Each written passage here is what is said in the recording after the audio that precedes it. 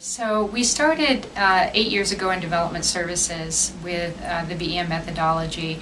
We mapped all the core processes, and one of the urgent needs was to streamline the permitting process.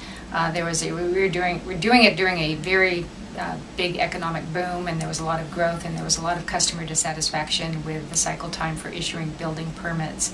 And over the course of 4 years, we were successful in building team-based efforts that were performance-driven, establishing metrics for time and quality, monitoring the data, and undertaking improvement efforts. And then there was an economic downturn. And one of the things that happened during the economic downturn is that the process maps and the team-based effort was very successful in really getting to a much leaner process and streamlining the process to deal with the loss of employees.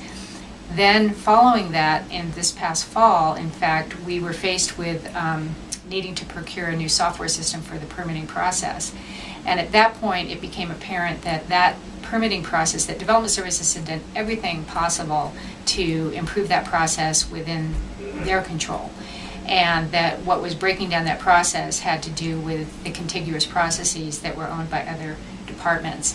So we brought Don James back, and he did a comprehensive and accelerated program to basically streamline the entire permitting process that involved 27 processes in 7 different departments. And I personally was completely amazed at how this toolbox can be used at that scale, because it was so complex and no one could see through the forest through the trees. And it took breaking things down first, process by process, and then consolidating the processes and seeing all the commonalities between the different actual functions that people were doing. And it came down to there's basically 5 modules and 1 process. And now you have all of these departments working together to configure the software system according to a common platform.